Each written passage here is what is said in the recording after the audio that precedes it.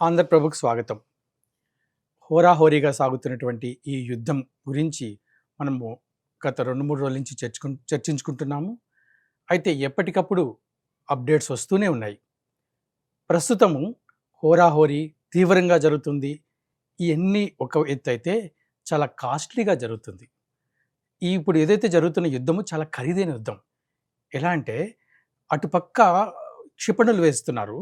ఒక్కొక్క క్షిపణి 1,50,00,000, 2,00,00,000 ఖర్చు ఉంటది. అయితే ఇరాన్ ఏం చేస్తుందంటే వాళ్ళు డ్రోన్స్ వేస్తున్నారు. అంటే కేవలం 50,00,000 ఖరీదైనటువంటి డ్రోన్స్. ఈ 50,00,000 ఖరీదైన డ్రోన్స్‌ని విచ్ఛిన్నం చేయడానికి 1,00,00,000 ఖర్చు పెట్టి అమెరికా, ఇజ్రాయెల్ వాళ్ళ యొక్క క్షిపణులు వేస్తున్నారు. అదేవిధంగా ఇరాను తన చుట్టుపక్కలైనటువంటి దేశాలపైన వేస్తున్నటువంటి క్షిపణులు వాటిల్ని విచ్ఛిన్నం చేయడానికి అమెరికా. ఇవన్నీ ఒక ఎత్తైతే ఇప్పుడు కొత్తగా వార్ ఆఫ్ ఆట్రిషన్ అనేటువంటి కొత్త వ్యూహాన్ని ఇరాన్ పన్నింది. సో దాని గురించి మనం ఇప్పుడు తెలుసుకుందాం. మనతోటి స్టూడియోలో ఉన్నారు శ్రీ మేజర్ శ్రీనివాస్ గారు. సార్ నమస్కారం అండి. నమస్కారం అండి.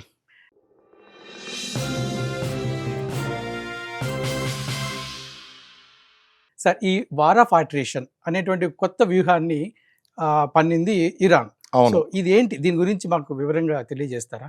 నిజమే అండి. ఒక రకంగా చెప్పాలి అంటే ఈరోజు ఎంతో శక్తివంతమైనటువంటి అమెరికాని కానీ లేదా ఇజ్రాయిల్ టెక్నికల్గా చాలా అడ్వాన్స్డ్గా ఉన్నటువంటి ఇజ్రాయిల్ కానీ నిలువరించగలిగింది అంటే వీళ్ళు ఉపయోగిస్తున్నటువంటి 7 స్ట్రాటజీస్లో one of the strategy war of attrition. ఈ వార్ ఆఫ్ ఎట్రిషన్ గురించి చాలా మంది చిన్న చూపు చూశారు. ఎందుకంటే ఈవెన్ మన డిఫెన్స్ అనలిస్టులు కానీ లేకపోతే టీవీలోని సోషల్ మీడియాలోని చేసినటువంటి వాళ్ళు కూడా ఈ విషయంలో ఒక రకంగా చెప్పాలి అంటే దీని మీద సరిగ్గా ఫోకస్ చేయలేదేమో అనిపిస్తుంది నాకు. కారణం ఏంటంటే యుద్ధం స్టార్ట్ అయిన వెంటనే ఆ నాయకుడు చనిపోయాడు, ఆయతుల్లా అలీ ఖమేనీ చనిపోయాడు. చనిపోయిన వెంటనే ఒక రకంగా ఇరాన్కి చాలా గట్టి దెబ్బ తగిలింది. టెక్నాలజికల్గా చాలా సౌండ్గా ఉన్నటువంటి అమెరికా కానీ ఇజ్రాయెల్ కానీ వీటి దాటికి ఇరాన్ తట్టుకోలేదు అని చెప్పేసి అందరూ అనుకున్నారు. ఇది ఎక్కువ రోజులు కూడా విత్ స్టాండ్ కాదు అని అనుకుంటున్నారు. కానీ ఇరాన్ యొక్క మొత్తం స్ట్రాటజీని కనుక మనం వ్యూహాన్ని అర్థం చేసుకుంటే ఒక విషయం చాలా క్లియర్గా అర్థమవుతుంది.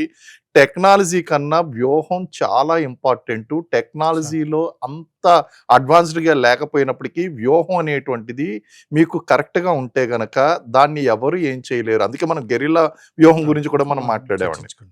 అయితే మన ప్రేక్షకులకు అర్థం కావడానికి ఫస్ట్ వార్ ఆఫ్ ఎట్రిషన్ అంటే ఏంటి, ఇది చాలా important strategy. Now Iran is playing. అందు గురించి ఇరాన్ ఏమీ చేయలేకపోతున్నారు. యుద్ధంలో పైచేయి సాధించడానికి వార్ ఆఫ్ ఎట్రిషన్ స్ట్రాటజీ అనేటువంటిది ఫాలో కావడం. ఎట్రిషన్ అనేటువంటి వర్డ్ కనుక మీరు ఇంగ్లీష్లో కనుక తీసుకుంటే ఆ వర్డ్కి మీనింగ్ ఏంటి అంటే నెమ్మదిగా క్రమక్రమంగా వెనక్కి తగ్గడం అనేటువంటి, క్షీణించడం. వెనక్కి తగ్గడం అంటే క్షీణింపజేయడం. సో మనకి వార్ ఆఫ్ ఎట్రిషన్ అనేటువంటిది ఏంటి అంటే శత్రువు యొక్క బలాలు ఏదైతే ఉన్నాయో ఆ శత్రువు యొక్క బలాల మీద చిన్న చిన్న చిన్న చిన్న చిన్న గ్రూపులుగా దాడి చేస్తూ స్మాల్ అటాక్స్ చేస్తూ వాళ్ళని ఆర్థికంగా బలహీనపరచడం. అంటే కంటిలో నలుసులా, చెవిలో జోరీగల, మొహం మీద వాలిన దోమల. అంటే ఈ విషయం చెప్తే చాలా ఫన్నీగా ఉంటుంది. ఎంత ఆయన అప్పటికే అంటున్నాడు, అమెరికా అధ్యక్షుడు ట్రంప్ నేను దోమను నలిపినట్టు నలిపేస్తాను, లేకపోతే నల్లిని నలిపినట్టు నలిపేస్తాను, ఇరాన్ ఎంత ఇది అది అంటున్నాడు. కానీ మొహం మీద వాలినటువంటి దోమ ఎంత చికాకు పెడుతుందో, చెవిలో జోరీగా ఎంత చికాకు పడుతుందో, కంటిలో నలుసు అనేటువంటిది ఎంత ఇబ్బంది పెడుతుందో, ఒక్కసారిగా చంపేదండి, ఇబ్బంది పెడుతూనే ఉంటుంది, ఇబ్బంది పెడుతుంది. వార్ ఆఫ్ ఎట్రిషన్ కూడా అంతే, ఆర్థికంగా బలహీనపరచడం. ఇక్కడ వీళ్ళు అనుసరిస్తున్నటువంటి విధానం ఏదైతే ఉందో ఆ విధానం కూడా అమెరికాని ఏదో రకంగా ఆర్థికంగా బలహీనపరచాలి అనేటువంటిది. అందులో మీరు చెప్పారు ఆల్రెడీ ఏంటంటే చిన్న చిన్న డ్రోన్స్ నాశనం చేయడానికి కోట్ల రూపాయలు ఖర్చు చేయవలసి వస్తుంది. ఆర్థికంగా దెబ్బ కొడుతుందండి. ఇక్కడ ఒక పక్కన ఇరాన్ గురించి అమెరికా ఏమనుకుంటుందంటే వీళ్ళ ఆయుధాలను నేను ఖతం చేసేస్తున్నాను అనుకుంటుంది. మొత్తం అందరూ కూడా అదే అనుకుంటున్నారు. కానీ మీరు 40-50 లక్షలు అంటున్నారు. ఈవెన్ 4.5 లక్షల విలువ చేసేటువంటి ఒక డ్రోన్ని పడగొట్టడం కోసం పేట్రియాట్ లాంటి మిజైల్స్ ని యూజ్ చేస్తుంది అమెరికా. అంటే కోట్ల రూపాయల ఖర్చు, అంటే ఇక్కడ వీళ్ళదేమో లక్షల్లో ఖర్చు ఉంది, 4 నుంచి 4.5 లక్షలు. ఇంకా హై అండ్ డ్రోన్స్ దాకా మనం వెళ్ళొద్దు, సింపుల్ డ్రోన్స్ గురించి మాట్లాడదాం. 4 నుంచి 4.5 లక్షల రూపాయలతో ఒక డ్రోన్ తయారు చేసేస్తుందండి ఇరాను. ఇప్పుడు దాన్ని పడగొట్టడం కోసం వీళ్ళు అత్యాధునికమైనటువంటి మిజైల్స్ ని ప్రయోగించవలసి వస్తుంది. ఆ మిజైల్ ఏమో 1.5 ఖర్చు ఉంటుంది. 1 lakh వర్సెస్ 1.5 crore. ఇప్పుడు ఎవరు నష్టపోతున్నారు? ఇరాన్ నష్టపోతుందా, అమెరికా నష్టపోతుందా? అమెరికా నష్టపోతుందండి. అలాగే ఈ ఈ చిన్న చిన్న డ్రోన్స్ ప్రయోగించడం వలన ఐరన్ డ్రోమ్ అనేటువంటి టెక్నాలజీని అమెరికా యూజ్ చేసుకోవాల్సి వస్తుంది. అది మిలియన్స్ ఆఫ్ డాలర్స్ లో ఖర్చు అవుతుందండి దానికి. సో ఇక్కడ ఇరాన్ యొక్క వ్యూహం ఏంటి అంటే అమెరికా చేత ఖర్చు పెట్టించాలి. అమెరికా ఏమనుకుంటుందంటే ఇరాన్ని ప్రెషర్లో తీసుకొద్దాం, కానీ దీర్ఘకాలికంగా అందు గురించే ఇతను ట్రంప్ ఏమంటున్నాడంటే 4-5 వారాల్లో ముగించేస్తాం, 4-5 వారాల్లో ముగించేస్తాం అని చెప్పడానికి గల కారణం ఏమిటి అంటే అమెరికా మీద ఇతర దేశాలు ఒత్తిడి తీసుకురాకుండా ఉండడం, తాము ఒత్తిడిలో పడకుండా ఉండడం. కారణం ఏంటంటే వాళ్ళు కూడా ఒత్తిడిలో పడుతున్నారండి. ఎంతకని పరిస్థితి. ఇప్పుడు America is in comfortable situation లో ఏమన్నా ఉన్నదా అంటే America is also not in comfortable situation. బయట ప్రపంచానికి తెలుసో తెలీదో వాళ్ళ దగ్గర కూడా నిరుద్యోగ సమస్యలు అనేటువంటి అన్ఎంప్లాయ్మెంట్ ప్రాబ్లమ్స్ వాళ్ళ దగ్గర ఉన్నాయి. అందుగురించే బయట నుంచి వచ్చినటువంటి ఈ యొక్క భారతీయులను కానీ వీళ్ళెవరిని కూడా ఉద్యోగాలు చేయడానికి వీల్లేదు, మా యొక్క అమెరికన్స్ యొక్క ఉద్యోగాలు మీరు తీసేసుకుంటున్నారు అని చెప్పి ట్రంప్లు రకరకాలైనటువంటి విధానాలను తీసుకొస్తూ ఇతర దేశాల నుంచి వచ్చినటువంటి వాళ్ళని డిస్కరేజ్ చేస్తున్నాడు. అమెరికా ఫస్ట్ అంటున్నాడు. మరి ఆ విధంగా కనుక చూస్తే ఇక్కడ ఇరాన్ పన్నినటువంటి ఉచ్చులో అమెరికా చిక్కుకుందా, అమెరికా ఉచ్చులో ఇరాన్ చిక్కుకుందా అనేటువంటిది ఈ వార్ ఆఫ్ ఎట్రిషన్ కనుక చూస్తుంటే hats off to their brain అండి. నిజంగా చెప్పాలి అంటే మొదటి నుంచి కూడా మనం ఇరానియన్ ఐఆర్జీసీ దళాలు ఏదైతే ఉన్నాయో వాటిని తక్కువ అంచనా వేయడానికి వీలు లేదు అని మనం చెప్పుకుంటున్నాం. ఇరానియన్ రెవల్యూషనరీ గార్డ్ కోర్ ఏదైతే ఉందో వాళ్ళు అనుసరిస్తున్నటువంటి వ్యూహం ఏంటంటే చిన్న చిన్న దాడులు చేస్తూ వాళ్ళని శత్రువుని చికాకు పెట్టడం, ఆర్థికంగా బలహీనపరచడం అనేటువంటిది ఈ వార్ ఆఫ్ ఎట్రిషన్ లో ప్రధానమైనటువంటి స్ట్రాటజీ. నిజంగా ఇది ఎవరైనా సరే చాణక్య నీతి అనండి, లేకపోతే సుంజు యొక్క ఆర్ట్ ఆఫ్ వార్ఫేర్, సుంజు రాసినటువంటి ఆర్ట్ ఆఫ్ వార్ఫేర్ లో కూడా ఆర్ట్ ఆఫ్ వార్ అనేటువంటి ఒక పుస్తకం రాశాడు సుంజు. ఆ సుంజు రాసినటువంటి పుస్తకంలో కూడా ఇదే చెప్పారు, శత్రువుని ఆర్థికంగా బలహీనపరచు, అదేవిధంగా లాంగ్ రన్ లో చికాకు పెట్టు. ఇప్పుడు మీరు సినిమాల్లో కూడా చూసే ఉంటారండి, ఒక సినిమా వచ్చింది, అది వెంకటేష్ ఏం చేస్తాడంటే బాక్సింగ్ నేర్పిస్తూ ఉంటాడు ఒక అమ్మాయికి. ఆమెని వరల్డ్ ఛాంపియన్ చేయడం కోసం ఇంటర్నేషనల్ కాంపిటీషన్లో పోరాడుతూ ఉంటే ఏదో అక్కడ ఇంటర్నల్ పాలిటిక్స్ వలన ఈయన్ని ఫైనల్గా వెళ్ళేటప్పుడు ఆ అమ్మాయికి ఈయనకి కాంటాక్ట్ లేకుండా ఈయన్ని బంధిస్తారు పక్కన. లాస్ట్ మినిట్లో ఈయన వచ్చి ఆయన గాలిలో ఎగిరి ఇలా చెప్పి ఇలా ఒకటి చూపిస్తూ ఉంటాడు. చూపిస్తే అంటే ఏం చేస్తాడంటే ఇక్కడ ఫైట్ చెయ్యి అని చెప్పేసి చెప్తాడు. ఈమె ఏం చేస్తుంది, పాయింట్ల కోసం చూడకుండా ఈ భుజాలు అంటే బలాల మీద ఆమె కొడుతూ ఉంటుంది. అందరూ కూడా అనుకుంటారు ఏమి పాయింట్ల కోసం ట్రై చేయకుండా పిచ్చిగా ఇక్కడ కొడుతుంది అనుకుంటారు. ఇప్పుడు ఇరాన్ కూడా అదే అనుకుంటున్నారు, ఏంటి చిన్న చిన్న దాడులు చేస్తుంది అని అనుకుంటున్నారు తప్ప బలాల మీద దాడి జరుగుతుందండి. అదంతా అయిన తర్వాత ఈమె ఏం చేస్తుందంటే ఈ గార్డింగ్ ఏదైతే ఉంటుందో బాక్సింగ్ లో దాని కిందకి వదిలేసినట్టునే ఆ రష్యన్ అమ్మాయి ఏం చేస్తుందంటే ఈమె మీద దాడి చేద్దామని ఇలా వచ్చినట్టునే ఈమె గాలిలోకి ఎగిరి ఒకే ఒక్క దెబ్బతో నాకౌట్ చేస్తుందండి. దీనికంటే ముందు జరిగింది ఏంటి అంటే శత్రు యొక్క బలాల మీద దెబ్బ కొట్టడం. ఇప్పుడు కూడా ఇరాన్ ఏం చేస్తుంది అంటే అమెరికా ఇజ్రాయెల్ దగ్గర ఉన్నటువంటి ఆ యొక్క డిఫెన్స్ కాస్ట్ ఏదైతే ఉందో ఆ కాస్ట్ పెంచే విధంగా ఆ మిజైల్స్ డ్రోన్స్ అనేటువంటి ఉపయోగిస్తే వీళ్ళ అత్యాధునికమైనటువంటి ఆ మిజైల్స్ అనేటివి ప్రయోగించి వీళ్ళు లక్షల్లో ఖర్చు పెడుతుంటే వీళ్ళ కోట్లలో ఖర్చు పెట్టవలసి వస్తుంది. The perfect art of attrition అనేటువంటిది నడుస్తుందండి. చాలా అద్భుతమైనటువంటి విషయం ఇది. ఇరాన్ 7 యుద్ధ వ్యూహాలని అనుసరించింది అని అన్నారు, కొన్ని చెప్పారు. అసలు 7 యుద్ధ వ్యూహాలు ఏంటి, వాటి గురించి కొంచెం వివరిస్తారా? అందుగురించి టెక్నాలజీ కన్నా వ్యూహం చాలా ముఖ్యమని, ఆ వ్యూహాన్ని ఇప్పటికీ కూడా ఎవరు అర్థం చేసుకోలేదు. బహుశా మనమే అనుకుంటాను మొదటి ఈ 7 వ్యూహాలని ఒక చోటగా పెట్టి డిస్కస్ చేస్తున్నది. కారణం ఏంటి అంటే ఇది ఇయర్స్ టుగెదర్ నడుస్తుంది అని చెప్పడానికి కారణం ఈ 7 వ్యూహాలే అండి. నెంబర్ 1 మనం డిస్కస్ చేసాం, వార్ ఆఫ్ ఎట్రిషన్. సరే. వార్ ఆఫ్ ఎట్రిషన్ అంటే ఆర్థికంగా బలహీనపరచడం కోసం దీర్ఘకాలికంగా కొనసాగించడం. రెండోది రీజనల్ ఎస్కలేషన్. రీజనల్ ఎస్కలేషన్ అంటే ఆ ప్రాంతీయ పరంగా దాన్ని విస్తరించి అమెరికా మీద ఒత్తిడి తీసుకురావడం. మూడోది ఎసిమెట్రిక్ వార్ఫేర్. ఎసిమెట్రిక్ వార్ఫేర్ అంటే మౌలిక సదుపాయాలు ఏదైతే ఉన్నాయో డ్రోన్ల ద్వారా దాడి చేయడం. నెక్స్ట్ నాలుగోది ఏంటి అంటే కీలకమైనటువంటి స్థావరాల మీద దాడి చేయడం.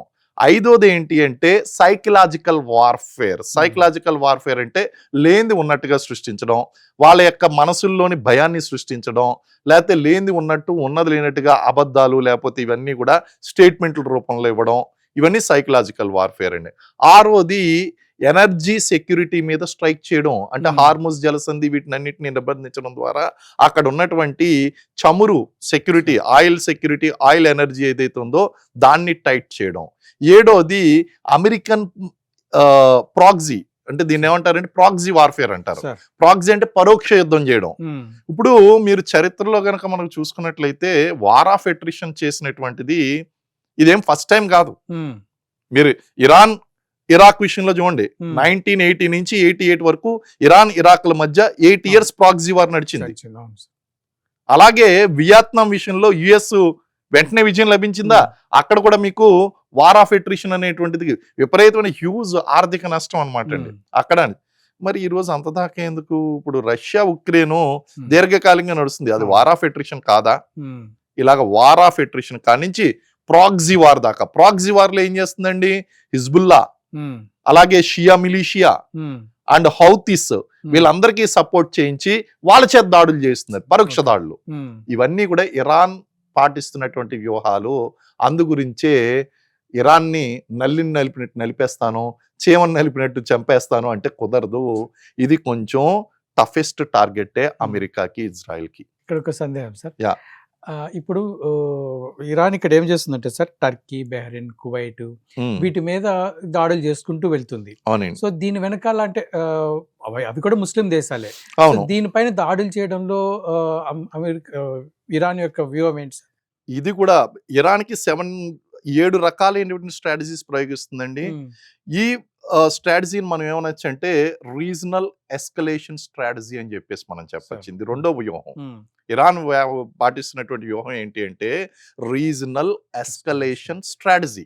అంటే ప్రాంతీయంగా వాళ్ళు ఈ ప్రాంతాల మీద దాడి చేయడం వలన, సరే నేను ఇన్ని రోజులు బట్టి నీ మీద దాడి చేశానా, మన వాళ్ళకి అర్థమయ్యేటువంటి మన ప్రేక్షకులకి ఎవరైతే ఉన్నారో వాళ్ళకి అర్థమయ్యే లాంగ్వేజ్ లో చెప్తాను. ఇన్ని రోజులు బట్టి ఇరాన్ దాడి చేసిందా? దాడి చేయలేదు. ఇరాన్ మొదట దాడి చేసిందా? దాడి చేయలేదు. ఎప్పుడు దాడి చేయవలసి వచ్చింది? అమెరికా అంటే ఇజ్రాయెల్ చేత దాడి చేయించావు కాబట్టి, మొదటగా నువ్వు దాడి చేసావు కాబట్టి, ఈ దాడికి కారణం అమెరికా కాబట్టి నేను ఇప్పుడు మీ మీద దాడి చేస్తున్నాను. మా మీద మేమే పాపం చేసాం, మా మీద దాడి చేస్తున్నావు. మరి నీ దగ్గర అమెరికా స్థావరాలు ఉన్నాయి కదా, అమెరికా డేటా సెంటర్స్ ఉన్నాయి, America 5th fleet, Bahrain 5th fleet ఉన్నది, అలాగే అమెరికా ఎయిర్ బేసెస్ ఉన్నాయి. ఈ బేసిస్ అన్ని ఉన్నాయి కాబట్టి నేను నీ మీద దాడి చేస్తున్నాను. లేకపోతే నేను ఎప్పుడన్నా దాడి చేశానా? దాడి చేయలేదు. అంటే ఏంటి? వీటి మీద దాడి చేయడం ద్వారా, బాబు అమెరికా నీకు నమస్కారం, నువ్వు వెళ్ళిపో, నువ్వు అనవసరంగా శాంతంగా ఉన్నటువంటి అతనికి అనవసరంగా కెలికావు. శాంతంగా అయితే లేడు కానీ అతను అనవసరంగా మొదటిసారి దాడి చేసావు. దాడి చేయడం వల్ల ఇప్పుడు ఇతను మా మీద అంటే ఏంటి? పరోక్షంగా అమెరికా మీద ప్రెషర్ పెట్టే విధంగా ఇరాన్ ఇక్కడ ఉన్నటువంటి సొంత ముస్లిం కంట్రీస్ మీద దాడి చేస్తుంది. ఆ కంట్రీస్ లోను ముఖ్యంగా ఎలాంటి కంట్రీస్ మీద దాడి చేస్తుంది అంటే, ఎక్కడైతే అమెరికన్ స్థావరాలు ఉన్నాయో, అమెరికా బలంగా తన యొక్క ప్రాభవాన్ని చూపిస్తుందో ఆ ప్రాంతాలన్నింటినీ దాడి చేయడం వలన అమెరికన్ సపోర్ట్ ని, ఇవి దేశాలకి అమెరికాకి మధ్య ఉన్నటువంటి సపోర్ట్ ని కట్ చేయడానికి ఇరాన్ ప్రయత్నిస్తుంది. రీజనల్ ఎస్కలేషన్ స్ట్రాటజీ అండి. అంటే ఒక విధంగా అమెరికా మీద ఒక ఒత్తిడి, mind game. It's a mind game again, it's a mind game. Psychological warfare కూడా it's a part of this war. Iran ని ఫస్ట్ స్టార్టింగ్ లో అందరూ కూడా ఏమనుకున్నారంటే, ఇది అమెరికా యొక్క బలాలు, ఇది ఇరాన్ యొక్క బలాలు, వీళ్ళ దగ్గర ఉన్నటువంటి విమానాలిన్ని, వీళ్ళ దగ్గర ఉన్నటువంటి విమానాలిన్ని, వీళ్ళ దగ్గర నేవల్ ఫోర్స్ ఇంత ఉన్నది, అసలు నేవల్ ఫోర్సే లేదు, వీళ్ళ దగ్గర B-2 లాంటి బాంబర్స్ ఉన్నాయి, వీళ్ళ దగ్గర పాత చైనీస్ విమానాలు, ఇలాంటివి ఇరాన్ విమానాలు ఇవన్నీ కూడా ఉన్నాయి. కాబట్టి అమెరికాదే పై చెయ్యి అంటే రోజు రోజుకి యుద్ధతంత్రం మారిపోతుంది. ఇక్కడ ప్రూవ్ చేసింది ఏంటి అంటే, టెక్నాలజీ కన్నా వ్యూహం చాలా ముఖ్యమైనది అనేటువంటిది ఇక్కడ ప్రూవ్ అయిందండి. It's a big case study. ఓ రకంగా చెప్పాలి అంటే it's a perfect case study. చిన్న దేశం ఐఆర్జీసీ అనేటువంటి దళాలు ఏదైతే ఉన్నాయో అవి చాలా వ్యూహాత్మకంగా దాడి చేస్తున్నాయి. ఆ వ్యూహంలో భాగంగా అమెరికా మీద ఇండైరెక్ట్ గా ఒత్తిడి వచ్చేటువంటి, ఇప్పుడు డైరెక్ట్ వార్ అనేటువంటిది కాకుండా అవాయిడ్ చేయాలి అంటే, కాన్ఫ్రంటేషన్ అవాయిడ్ చేయాలి అంటే అమెరికా మీద ఒత్తిడి తీసుకురావాలి. ఆ ఒత్తిడి తీసుకురావడం కోసం వీళ్ళు దీని మీద దాడి చేస్తున్నారండి. సరే, అయితే ఇది ఓకే. ఇక్కడ వరకు ఓకే. అక్కడ ఉన్నటువంటి అమెరికన్ స్థావరాలపైన లేకుంటే సైన్యాలపైన అమెరికా యొక్క వీటిపైన చేస్తున్నారు. అవును, కానీ ఈ నిన్న మొన్న చూస్తే ఈ ఇరాను వాళ్ళ యొక్క వాటర్ డిస్టిలేషన్స్, అవును, అలాగే పెట్రోల్ బావుల పైన, అవును, వాళ్ళ పెట్రోల్ రిఫైనరీ కంపెనీస్ పైన, అవును, రిఫైనరీ యూనిట్స్ పైన, వీటిపైన దాడి చేస్తుంది. అవును. అలా అదేం స్ట్రాటజీ సార్? అంటే ఇది దీన్ని ఒక విధంగా మీరు అన్నట్టుగా అమెరికన్ సైన్యాన్ని నష్టపరచడం ఒక విధమైతే, అవునవును, ఇప్పుడు దేశం యొక్క ఆర్థిక పరిస్థితి మీద దెబ్బ కొడుతుంటే కదా, ఈ అవును, గల్ఫ్ దేశాల ఆర్థిక పరిస్థితే కదా అది. అవునవును. సో దీన్ని ఎట్లా అర్థం చేసుకోవాలి సార్? అదే అండి. ఇప్పుడు దీనికి సమాధానం కూడా ఇంతకుముందు మనం చెప్పినట్టుగా ఉమ్, అమెరికా మీద ఒత్తిడి పెరుగుతుంది దీనివలన. ఉమ్, నువ్వు అనవసరంగా యుద్ధ పరిస్థితికి తెరలేపు. ఈ రోజు ఇరాన్ తనంతట తాను దాడి చేయలేదు. ఉమ్, అండ్ ఇది చేయడం వలన ఫస్ట్ అక్కడ ఎనర్జీ సెక్యూరిటీ అనేటువంటిది బాగా దెబ్బతింటుంది. ఆర్థిక ఒత్తిడిలోకి వచ్చేస్తారు. అక్కడ ఉన్నటువంటి గల్ఫ్ దేశాల మధ్య మొత్తం డిస్టర్బ్ అయిపోయింది. ఈ ఉమ్, పరిస్థితికి అంతటికి మూల కారణం ఎవరు అనేటువంటిది మొత్తం అక్కడ ఉన్నటువంటి గల్ఫ్ దేశాలకు అర్థమవుతుంది. బాబు నువ్వు ఇక్కడి నుంచి వెళ్ళిపో నువ్వు. నీకు మేము సహాయం చెయ్యం. ఉమ్, నీ వల్ల అనవసరంగా మేము ఇబ్బంది పడుతున్నాం. ఇక్కడ వాటర్ డిస్టిలరీస్ ఏదైతే ఉన్నాయో ఉమ్, ఆ సముద్రపు నీటిని మంచి నీటిగా మార్చుకునేటువంటి చాలా క్రూషియల్ ప్రాజెక్ట్ అది. సో ఈ వాటర్ ఇన్స్టాలేషన్స్ ఏదైతే ఉన్నాయో డిస్టిలరీస్, ఇవి చాలా క్రూషియల్. ఈ క్రూషియల్ వాటి మీద దాడి చేయడాన్ని ఏమంటారంటే మౌలిక సదుపాయాల మీద దాడి చేయడం అంటారు. అంటే ఉమ్, ఎకనామికల్లీ వీక్ చేయాలి, అలాగే ఇన్ఫ్రాస్ట్రక్చర్ మీద వీడ్ చేయాలి. చేస్తూ మౌలిక సదుపాయాలు ఇన్ఫ్రాస్ట్రక్చర్ డేటా ఉమ్, సెంటర్లు, లేకపోతే అక్కడ రిఫైనరీసు, ఉమ్, లేకపోతే ఇక్కడ వాటర్ డిస్టిలరీస్, ఇలాంటి మౌలిక సదుపాయాల మీద చేయడాన్ని ఉమ్, ఏమంటారంటే ఎసిమెట్రిక్ వార్ఫేర్ అంటారు. ఎసిమెట్రిక్ వార్ఫేర్ అంటే డ్రోన్ల ద్వారా లేకపోతే మిజైల్స్ ద్వారా వీటి మీద దాడి చేయడం ఎసిమెట్రిక్ వార్ఫేర్ అండి. ఉమ్, అంటే అది వ్యవహరిస్తున్నటువంటి 7 రకాల వార్ఫేర్లో ఇది 4వ అంశం ఎసిమెట్రిక్ వార్ఫేర్ అండి. ఈ ఎసిమెట్రిక్ వార్ఫేర్లో ఏం జరుగుతుంది అంటే ఈ కీలకమైనటువంటి ఇన్ఫ్రాస్ట్రక్చర్స్ ఏదైతే ఉన్నాయో, water is an infrastructure, yes, basic need. Um, and again oil is a basic need. అది కూడా బేసిక్ నీడ్ అండి. ఎందుకంటే అవును. మీకు ఏది కావాలన్నా సరే oil, energy security is most important. ముఖ్యంగా వీటిలన్నిటి వాళ్ళ మీద కూడా ఆర్థిక మూలాలన్నీ కూడా ఆర్థిక పెట్రోల్ మూలాలన్నీ మీద వాటితోనే ఆధారపడి ఉన్నాయి.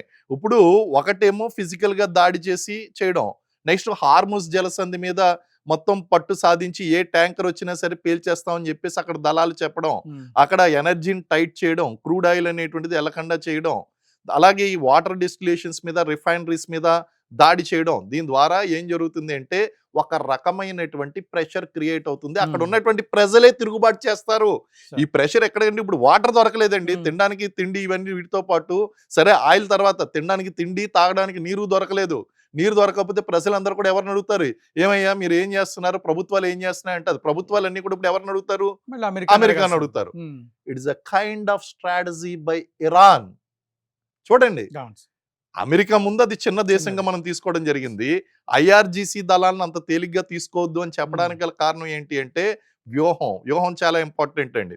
వాళ్ళకి బేసిక్ వాటర్ మీద కానీ, ఇన్ఫ్రాస్ట్రక్చర్ మీద కానీ, లేకపోతే ఈ ఉమ్, ఆర్థిక వ్యవస్థ దెబ్బతింటుంది. ఇప్పుడు క్రూడ్ ఆయిల్ అనేటువంటి దెబ్బతింటే అక్కడ వాళ్ళు ఎక్స్పోర్ట్ చేయలేరు. కొన్ని నెలల వరకు అవును. ఓకే, కానీ ఇది సంవత్సరాలు కొనసాగిస్తే ఇది సంవత్సరాల తరబడి కొనసాగడానికే ఇరాన్ ప్లాన్ చేసుకుంది. ఇది ఇమీడియట్ గా ఖతం చేయడానికి కాదు. ఇది 5 వారాలు అన్నట్టు, ట్రంప్ అన్నట్టు 5 వారాల్లో క్లోజ్ అయిపోతే పర్వాలేదు, కానీ తర్వాత ఎకనామిక్ ప్రెషర్ స్టార్ట్ అవుతుందండి. ఎకనామిక్ ప్రెషర్ స్టార్ట్ అయిందంటే ప్రజలు ప్రభుత్వాలను ప్రశ్నిస్తారు. ప్రభుత్వాలను ప్రశ్నించిన తర్వాత ఆ ప్రభుత్వాలు వెళ్ళి అమెరికాని ప్రశ్నిస్తాయి.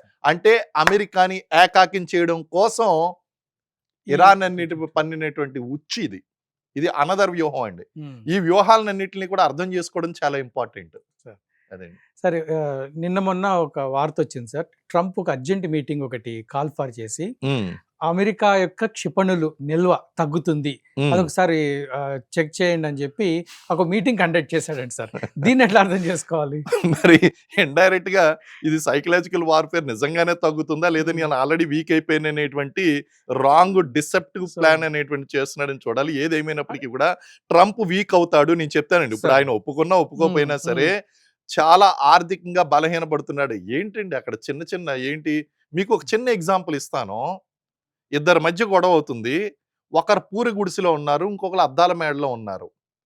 ఇప్పుడు పూరి గుడిసెలో ఉన్నటువంటి వాళ్ళ మీద ఒక రాయి ఇసిరాడు. హ్మ్.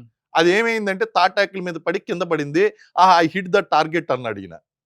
ఈ భవంతిలో ఉన్నాయన. హ్మ్. ఇప్పుడు అదే రాయి తీసుకొని ఈయన ఏం చేశాడంటే ఏసి ఒకటి కొట్టాడు. హ్మ్. కింద నుంచి పైదాకా అద్దం పగిలింది. సార్. ఇప్పుడు ఐ హిట్ ద టార్గెట్ అనాలా? లేకపోతే మొత్తం కొలాటరల్ డ్యామేజ్ ఎవరికి జరిగింది?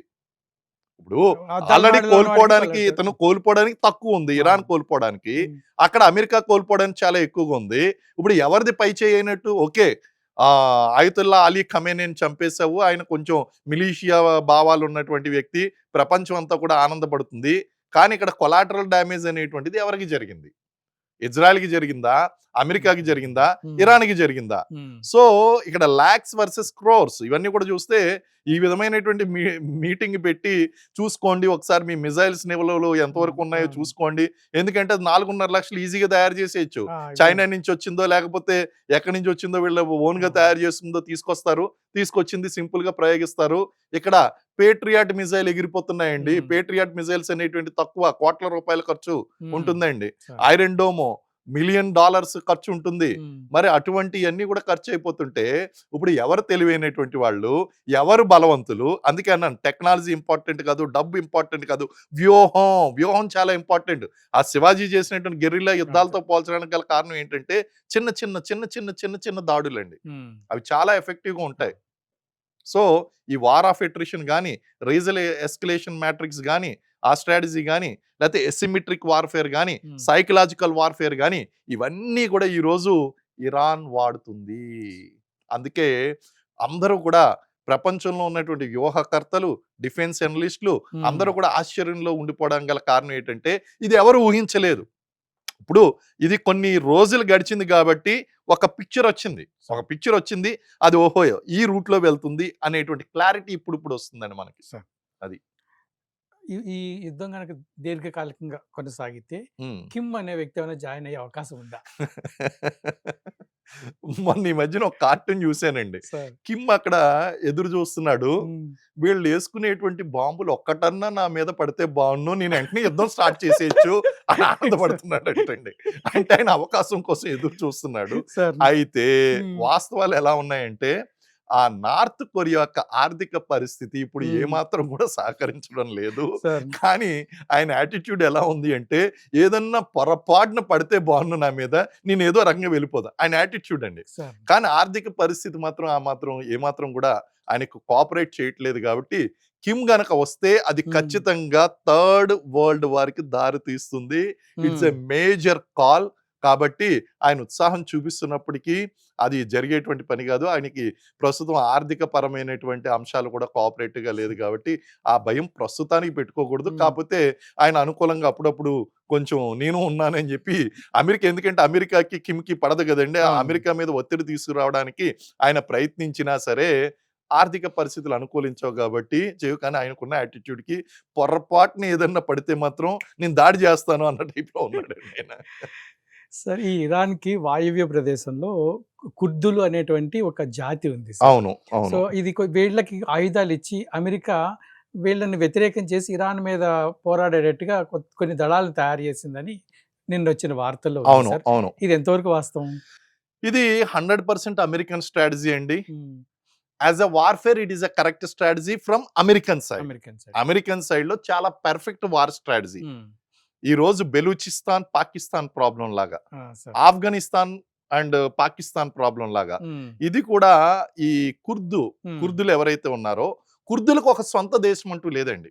సార్. హ్మ్. వాళ్ళు టర్కీ, సిరియా, ఇరాన్ ఈ ప్రాంతాల్లో నివసిస్తున్నటువంటి హ్మ్. ఒక జాతి ప్రజలు. హ్మ్. వీళ్ళంతా కోరుకుంటుంది ఏంటి అంటే కుర్దిస్తాన్ కావాలి అని కోరుకుంటున్నారు. సార్. హ్మ్. కుర్దిస్తాన్. కుర్దిస్తాన్. హ్మ్. ఎలాగ బెలూచిస్తాన్‌లో ఉన్నటువంటి వాళ్ళు, వాళ్ళంతా బెలూచిస్తాన్. కూడా బెలూచిస్తాన్ కావాలని కోరుకుంటున్నారో, హ్మ్. ఈ కుర్దులు నివసించేటువంటి ప్రభావం ఉన్నటువంటి ప్రాంతంలో ఈ ప్రాంతీయులందరూ కూడా ఎప్పటినుంచో చేస్తున్నారు. కుర్దిస్తాన్ కావాలి అని. సార్. కుర్దిస్తాన్ మన విదర్భ కావాలని ఎలాగైతే హ్మ్. ప్రయత్నిస్తున్నారో, హ్మ్. అలాగే మనకు ప్రాంతీయ ఉద్యమాలు ఎలా అయితే జరుగుతున్నాయో, ఇంటర్నేషనల్‌గా హ్మ్. కుర్దిస్తాన్ కావాలని ప్రయత్నిస్తున్నారు. సార్. అయితే గతంలో ఈ కుర్దులు అనేటువంటి వారు ఇరాన్‌కి వ్యతిరేకంగా ఆయతుల్లా అలీ ఖమేనీకి వ్యతిరేకంగా, ఇరాన్‌కి వ్యతిరేకంగా వాళ్ళు ఉద్యమాలు చేసినటువంటి సందర్భాలు చాలా ఉన్నాయి. సార్. ఇప్పుడు శత్రువు మనకి మిత్రుడు. ఇప్పుడు ఏం చేయాలి అమెరికా? ఈ కుర్దిస్తాను అనేటువంటి కాన్సెప్ట్‌ని పైకి లేపాలి. ఐఆర్‌జీసీ దళాలను గనక ఎంగేజ్ చేయాలి అంటే గనక ఇంటర్నల్ సెక్యూరిటీ ప్రాబ్లమ్స్‌లో వాళ్ళు ఇన్వాల్వ్ అయిపోవాలంటే వీళ్ళ చేత కుర్దులకి ఆయుధాలివ్వాలి. అమెరికా ఏం చేయాలి ఇప్పుడు? ఏ విధంగా అయితే ఇది అక్కడ ఇప్పుడు ఇరాన్ కూడా ఏం చేస్తుందండి? అక్కడ ఉన్నటువంటి హిజ్బుల్లాని రెచ్చగొడుతుంది, హౌతీస్‌ని రెచ్చగొడుతుంది, అలాగే షియా మిలిషియాని రెచ్చగొడుతుంది, వీళ్ళందరినీ రెచ్చగొడుతుంది. ప్రాక్సీ వార్ అనేటువంటి ప్రాక్సీ వార్ కూడా one of the strategy, Iran యొక్క స్ట్రాటజీ. ఇప్పుడు అదే ప్రాక్సీ వార్‌ని గనక అమెరికా కూడా కంటిన్యూ చేయాలి అంటే ఇప్పుడు ఏం చేయాలి? ఇరాన్ ఐఆర్‌జీసీ దళాలు, ఇరానియన్ రెవల్యూషనరీ గార్డ్ కోర్ ఏదైతే ఉందో చాలా బలంగా ఉన్నారు. వాళ్ళని బైఫర్కేట్ చేయాలి. బైఫర్కేట్ చేసి ఇప్పుడు కుర్దులకు గనక ఒక ఆయుధాలు ఇచ్చి కుర్దిస్తాన్ గనక రెచ్చగొడితే ఇప్పుడు ఇంటర్నల్ సెక్యూరిటీ ప్రాబ్లంలో ఐఎస్‌లో అంటే అంతర్గతంగా వచ్చినటువంటి ఈ యొక్క రెవల్యూషన్ ఏదైతే ఉందో దాన్ని అణచడంలో వీళ్ళు బిజీ అయిపోతారు. అప్పుడు అమెరికా యొక్క పని ఈజీ అయిపోతుంది. కాబట్టి ఇది ఒక పెర్ఫెక్ట్ స్ట్రాటజీ. ఇది జరుగుతుంది కూడా. ట్రంప్ కూడా దీనికోసం ట్రై చేస్తాడు. వాళ్ళకి ఆయుధాలు ఇస్తాడు. ఇలాగా ఇరాన్‌కి వ్యతిరేకంగా కుర్దిస్తాన్ ఉద్యమం ఏదైతే ఉందో దాన్ని రెచ్చగొట్టి ఆ కుర్దులకి వెపన్స్ ఇవ్వడం అనేటువంటి జరుగుతుంది. ఐఆర్‌జీసీ దళాలను వీకెన్ చేయడం కోసం ఈ స్ట్రాటజీ చేస్తాడు. ఇది యుద్ధ నీతిలో భాగం అండి. సార్ ఇప్పుడు మీతో మాట్లాడుతున్నప్పుడు ఒక వార్త ఒకటి ఫ్లాష్ అయింది సార్. ఏంటంటే అమెరికా ఇంకొక వీళ్ళకి ఒక మైండ్ గేమ్ ఒకటి ఆడుతుందని. ముస్తాబా ఖమీన్ అనేటువంటి వ్యక్తి ఇప్పుడు ఎవరైతే ఉన్నాడో ఇప్పుడు ప్రస్తుతం లీడర్ ఆయన నపుంసకుడు అని అతను యూకేలో ఆపరేషన్స్ చేసుకుని మళ్ళీ దాన్ని పుంసత్వం పొందాడని ఇది ఒక లీక్ అయితే వదిలిపెట్టింది. సో ఇది వదిలిపెట్టింది అయితే యూకే హాస్పిటల్స్ వదిలిపెట్టింది. దీని వెనకాల అమెరికా హస్తం ఉంటుంది. సో దీన్ని ఎట్లా అర్థం చేసుకోవాలి? ఏమైనా మైండ్ గేమేనా? It's part of war game అండి. It's part of war. ఇప్పుడు ఆయుతుల్లా అలీ ఖమేనీని ఇక్కడ అమెరికన్ ఫోర్సెస్ చంపేసినాయి, బాంబులేసి చంపేసినాయి. నాయకుడు అంతమైపోయాడు అని అనుకున్నారు. అంతమైపోయాడు అనుకునేటువంటి సమయానికి ఏం జరిగిందంటే ముస్తాబా ఖమేనీ కొడుకు ఆయన టెంపరరీ లీడర్షిప్ కమిటీ కూడా కాదు, ఈయన సుప్రీం లీడర్ కింద ఎన్నుకోబడ్డాడు. ఇప్పుడు మొదటి నుంచి కూడా ట్రంప్ ఆలోచిస్తుంది ఏంటంటే లీడర్షిప్ ని ఖతం చేసేస్తే గనక ఇంకా నెక్స్ట్ వీళ్ళకి నాయకుడు లేనటువంటి దళాలు ఎక్కువ కాలం పని చేయలేవు, ఎక్కువ కాలం పోరాటం చేయలేవు. ఇది సుంజు ఆర్ట్ ఆఫ్ వార్ లో క్లియర్ కట్ గా రాసినటువంటిది. నాయకుడి లేనటువంటి దళాలు చిత్తరబిత్తర అయిపోతాయి అంటారు చూడండి, కకావికలం అయిపోతాయి అనమాట. ఒక డైరెక్షన్ ఉండదు. ఇప్పుడు ఈ ముస్తాబా ఖమేనీని కూడా మీ లీడర్ కాదు, ఒక నపుంసకుడు మిమ్మల్ని పరిపాలించడు. ఇస్లాం లా ప్రకారం, ఇస్లామిక్ రూల్ ప్రకారం నపుంసకుడి చేత పరిపాలించబడకూడదు, ఆయన అన్ఫిట్ అని చెప్పేసి చెప్తారు. కాబట్టి మతపరమైనటువంటి అంశాన్ని జోడించి ఈ అంశాన్ని తీసుకుని వచ్చి మీకు నెక్స్ట్ లీడర్ కూడా పనిచేయడు అని చెప్పి ఇరాన్ ప్రజల మీద అలాగే ఐఆర్‌జీసీ దళాల మీద సైకలాజికల్ వార్ఫేర్ లో భాగంగా దీన్ని విడిచిపెట్టి ఉండొచ్చండి. కారణం ఏంటి అంటే అంగీకరించరు. ఒక నపుంసకుడు ఎవరైతే ఉన్నారో వాళ్ళని నాయకుడిగా అంగీకరించడం అనేది జరగదు. కాబట్టి it's part of war game ఏమో అనిపిస్తుంది నాకు. కాబట్టి ఇది నిజాలు అనేటువంటి ఇప్పుడు వాళ్ళు ఇరాన్ ప్రజలు ఎలా అంగీకరిస్తారు, ఐఆర్‌జీసీ దళాలు ఎలాగా తీసుకుంటాయి. ఇప్పుడు దీనికి కౌంటర్ గా లేదు ఈయన పురుషుడే అనేటువంటి మెడికల్ సర్టిఫికెట్లు ఏమైనా ప్రొడ్యూస్ చేస్తాయా ప్రపంచానికి, లేకపోతే ఏంటి అనేటువంటి చూడాలండి. సార్ అయితే ఈ ఒకళ్ళకొకళ్ళు ఇట్లాగా వారు మైండ్ గేమ్స్ ఆడుకుంటున్నారు. ఈ mind games Iran mind game, Israel America ఒక మైండ్ గేమ్ ఆడుతున్న మధ్యలో మన పొరుగు దేశమైనటువంటి దాయాది దేశమైనటువంటి పాకిస్తాన్ ఒక వార్త వచ్చింది సార్. ఓకే అండి. ఓకే. పాకిస్తాన్ మంత్రి ఆసిఫ్ ఆయన ఏమన్నాడంటే ఈ ఇరాన్ అయిపోగానే ఈ యుద్ధం గనక కొనసాగితే ఇజ్రాయెల్, ఇరాన్ రెండు వచ్చి మా మీద దాడి చేస్తాయని అనౌన్స్ చేశాడు. ఇది ఎలా ఉందంటే అండి, రీసెంట్ గా వదిలేండి ఈ సందర్భంలో కాంట్రవర్సీ వద్ది, అది అవుతాను.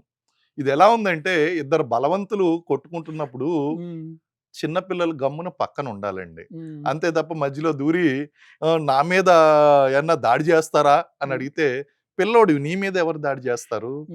ఇది అస్తిత్వాని కోసం ఏదో రకంగా వార్తల్లో ఉండాలి, ఏదో రకంగా వార్తల్లో ముందు నీ ఇంటికి నిప్పు అంటుకుంది కదా, దాన్ని ఆర్పుకో, కొత్త నిప్పు వచ్చి పడద్దేమో అని ఎందుకు ఆలోచిస్తున్నావు? ముందు ఆఫ్ఘనిస్తాన్ నిప్పు నార్పు, సార్. బెలూచిస్తాన్ నిప్పు నార్పు, పస్తూనిస్తాన్ నిప్పు నార్పు, అలాగే నీ దేశం మొక్కలు కాకుండా చూసుకో. అంతే తప్ప ఇజ్రాయిల్, ఇరాన్ వచ్చి నా మీద పడద్దేమో, ఇదేమి ప్రపంచం యొక్క దృష్టిని ఆకర్షించి ఈ సరే. విధంగానే ఆకర్షిస్తూ అస్తిత్వం కోసం పోరాటం చేస్తూనే ఉంటుందా? ఏదో రకంగా వార్తల్లో ఉండాలా? ముందు ఆ ప్రాబ్లమ్స్ అవి సాల్వ్ చేసుకోమని తప్ప ఇలాంటి ఫన్నీ కామెంట్స్ చేసినట్లయితే అసలు వీళ్ళ మీదకి వచ్చేటువంటి అవకాశమే లేదు.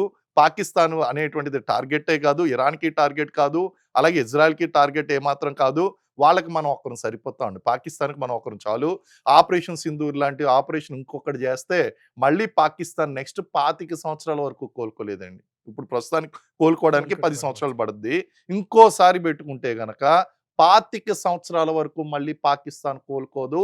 యుద్ధమే చేస్తే గనక నామరూపాలు లేకుండా వరల్డ్ మ్యాప్‌లోంచి మాయమైపోతుంది. ఇండియా బోర్డరు అలా లాహోర్ దాటి, ఆ ఇస్లామాబాద్ అయన్నీ దాటి, ఆ తర్వాత ఆ చివరన ఆఫ్ఘనిస్తాన్ వరకు ఇండియా బోర్డర్ విస్తరిస్తదండి. చాలా సంతోషం సార్. చాలా విలువైన విషయాలు మా ఆంధ్రప్రభ ప్రేక్షకులకు తెలియజేశారు. ఈ వార్‌కి సంబంధించినటువంటి చాలా అప్డేట్స్ కూడా ఇచ్చారు.